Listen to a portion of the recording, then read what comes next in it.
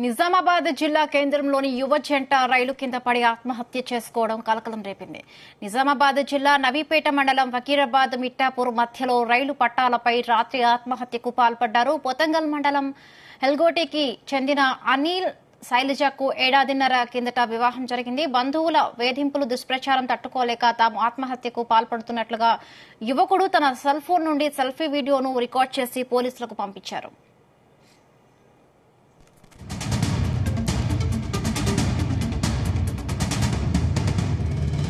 ఇదే అంశానికి సంబంధించి మరిన్ని పూర్తి అప్డేట్స్ మా ప్రతినిధి సాయినా అందిస్తారు. సాయినా, ఈ యువజంట ఆత్మహత్యకు పాల్పడింది, చాలా బాధాకరమైన విషయం. అసలు యువజంటను ఆత్మహత్యకు పాల్పడే విధంగా ప్రేరేపించిన వ్యక్తుల్ని పోలీసులు కనుగొన్నారా? ఏం చెప్తున్నారు పోలీసులు ఇన్వెస్టిగేషన్ లో? గుడ్ మార్నింగ్ బిందు. ఏదైతే నిజామాబాద్ జిల్లా నవీపేట్ మండలంలోని ఏదైతే ఇక్కడ మిట్టాపల్లి ఫకీరాబాద్ రైల్వే గేటు ఆ సమీపంలో రాత్రి 2 మృతదేహాలను పోలీసులు గుర్తించారు. అయితే వాటికి సంబంధించి ఏదైతే ఇక్కడ బోధన్ ప్రాంతంలోని హెగ్దోలి గ్రామానికి చెందిన అనిల్ గా, తర్వాత పోతంగల్ గ్రామానికి చెందిన శైలజగా గుర్తించారు. వీరిద్దరు 7 కిందట పెళ్లి చేసుకున్నారు. అయితే బిఫోర్ చనిపోయే కన్నా ముందు వాళ్ళు ఒక సెల్ఫీ వీడియోను ఏదైతే ఈ శైలజ అక్కడ ఉన్న ఏదైతే పోతంగల్ ఎస్ఐకి, కోటగిరి ఎస్ఐ పోతంగల్ ఎస్ఐకి సెల్ఫీని పంపారు. అయితే అందులో పేర్కొన్నట్టుగా ఆమె చెప్తున్న ప్రకారంగా మా పిన్ని నేను అంటే గతంలో ఆ పెళ్లికి ముందు నేను ఒక తప్పు చేశాను, ఆ తప్పును నేను అంగీకరించాను.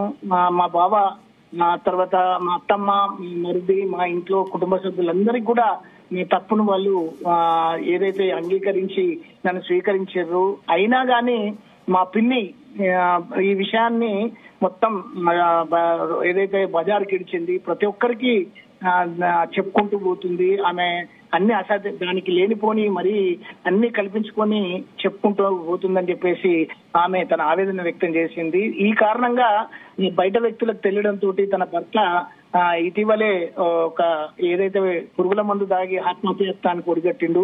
చివరిలో ప్రాణాపాయ స్థితిలో ఆయన బయటపడ్డాడు. అయితే దీని తర్వాత మళ్ళీ మా పిన్ని గాని ఇంకా బంధువులు గాని ఎవరు కూడా నా మీద నేనైతే ఏదైతే తప్పు అంగీకరించానో దానికి సంబంధించి ఇంకా అసత్య ప్రచారాలు ఎక్కువగా చేయడం వల్ల మేమిద్దరము మనస్తాపానికి గురై ఈ రోజు బాసర గోదావరి నదికి వెళ్తున్నాం, అక్కడనే గోదావరిలో పడి చనిపోతామని చెప్పేసి ఆమె సెల్ఫీగా ఎస్ఐకి పంపింది. అదేవిధంగా ఆమె భర్త కూడా అనిల్ కూడా సెల్ఫీ తీసి మరో ఎస్ఐకి పంపారు. అయితే దీని వెంటనే అక్కడ ఉన్న కోటగిరి పోలీసులు కానీ, పొతంగల్కి సంబంధించిన పోలీసులు కానీ నవీపేట ఎస్ఐకి అలర్ట్ చేసి ఆ సెల్ఫీని వాళ్ళకి పంపేయడం వల్ల వాళ్ళు రాతోరాతు బాసర గోదావరి చుట్టంతా పహారా చేశారు. వాళ్ళకి ఎక్కడ కూడా వీళ్ళ ఏదైతే ఆచూకీ తెలియకపోవడంతో వాళ్ళు వెంటనే ఫోన్ సంబంధించిన వాళ్ళు డిటెక్షన్ చేసి దానికి ఎక్కడ అనేది వాళ్ళు కనుగొనడంతో ఈ ఫకీరాబాద్ ఏదైతే ఫకీరాబాద్ నవీపేట సమీపంలోని ఫకీరాబాద్ మిట్టపల్లి రైల్వే గేట్ దగ్గర వాళ్ళ సిగ్నల్స్ చూపించడంతో వెంటనే అక్కడికి వెళ్లి ఆ రైలు పట్టాల గుండి వాళ్ళు అక్కడ చూడడంతో 2 మృతదేహాలు అక్కడ పడి ఉన్నాయని చెప్పేసి వాళ్ళు గుర్తించారు. వెంటనే రైల్వే ఎస్ఐ సాయిరెడ్డికి సమాచారం అందించి వాళ్ళు కేసు నమోదు చేసుకొని దర్యాప్తు జరుపుతున్నారు. అయితే రైల్వే ఎస్ఐ సాయిరెడ్డి అక్కడికి వచ్చి పూర్తిగా పరిశీలించి అక్కడ 2 మృతదేహాలను పోస్ట్ మార్టం కు తరలించి వాస్తవాలు అసలు ఏం జరిగిందనే కోణంలో ఆయన దర్యాప్తు చేసినట్టు తెలిసింది. అయితే ప్రధానంగా 7.5 కింద వీళ్ళకు వివాహం జరిగింది.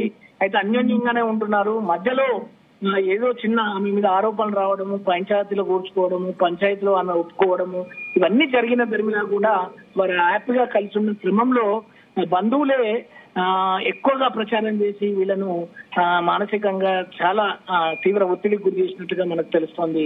హిమబిందు అంటే ఆయన 7.5 కాలంగా కూడా వాళ్ళు చాలా అన్యోన్యంగా ఉన్నారని చెప్తున్నారు. మరి నేపథ్యంలో అంటే ఇప్పుడు బంధువుల పైన వాళ్ళు ఆరోపిస్తున్నారు, వాళ్ళని మరి విచారించే అవకాశం ఉందా? పోలీసులు ఏం చెప్తున్నారు?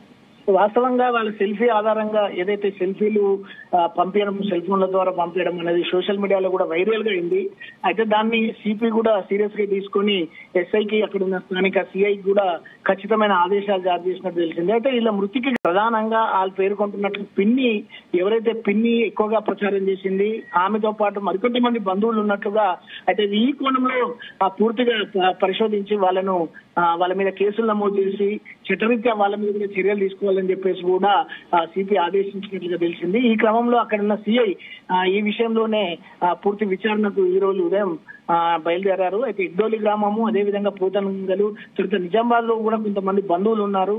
వాళ్ళ వద్ద కూడా వాళ్ళు వెళ్లి విచారణ జరుపుతున్నట్లు మనకు తెలుస్తుంది. మొత్తానికైతే ఈ సంఘటన మీద బంధువులే ప్రధాన కారణంగా తెలుస్తుంది. వాళ్ళ కుటుంబ సభ్యులు కూడా ఎవరు కూడా ఏదైతే వాళ్ళ అత్త మామ గాని తర్వాత ఇంట్లో కుటుంబ సభ్యులు కూడా శైలజకి సంబంధించిన వాళ్ళు ఎవరు కూడా దీన్ని ఎక్కువ ఆమెకు ఫోర్స్ చేయలేదు. వాళ్ళ ఎవరు ఏమనొద్దని కూడా శైలజ తన మరణ వాంగ్మూలంలో కూడా పేర్కొనడం అనేది తన తమ్ముడు అయితే ఈ కుటుంబ సభ్యులు ఎవరైనా వాళ్ళ మీద ఎలాంటి ఇబ్బందులకు గురి చేయొద్దని చెప్పేసి కూడా ఆమె శైలజ తన సెల్ఫీలో కూడా పేర్కొనడము ఇక్కడ చెప్పవచ్చు. అయితే మొత్తానికి పోలీసులు కుటుంబ సభ్యులకు సంబంధించిన పూర్తి భద్రతని కల్పిస్తూ ఈ బంధువులు ఎవరైతే దగ్గర బంధువులు ఆమె పట్ల బాగా ఏదైతే ఆమె చావు కారణాలుగా కనిపిస్తున్న వాళ్ళ పిన్ని గాని మరికొంతమంది మీద కూడా యాక్షన్ తీసుకునే అవకాశాలు ఉన్నాయి. బిందు. Okay, thank you సాయినా.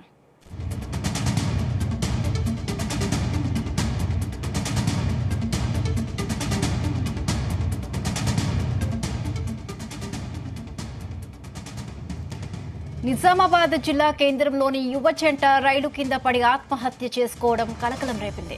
నిజామాబాద్ జిల్లా నవీపేట మండలం ఫకీరాబాద్ మిట్టాపూర్ మధ్యలో రైలు పట్టాలపై రాత్రి ఆత్మహత్యకు పాల్పడ్డారు.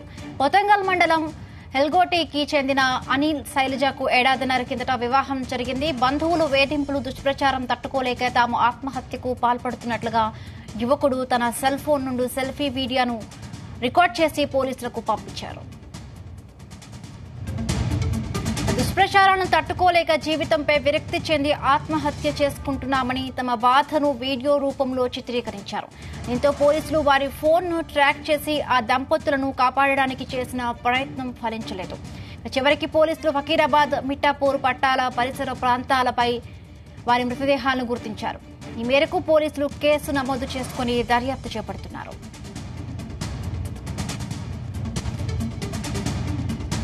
చనిపోవడానికి కారణం మా పిన్ని. సంవత్సరం కింద ఒక తప్పు చేసిన, ఆ తప్పును మా బావ కూడా ఏమనలేదు. ఫస్ట్ ఇప్పటి వరకు నాకు నా బావ గాని నా అత్త మామ గాని ఎవ్వరు ఏమనలేరు, ఎవ్వరు కూడా బయట చెప్పుకోలేరు, ఎవ్వరు ఏమనలేరు నన్ను అసలు. మా పిన్ని తెలిసినాక ఒక ఇద్దరు ముగ్గురికి చెప్పింది, బయట వాళ్ళ రిలేషన్ లో చెప్పింది. మేము చెప్పకని చెప్పినాము, అయినా ఇంకా చెప్తూనే ఉంది. ఆ మాటలు తట్టుకోలేక మా బావ మందు తాగిండు రీసెంట్ గా 2 వీక్స్ ముందు.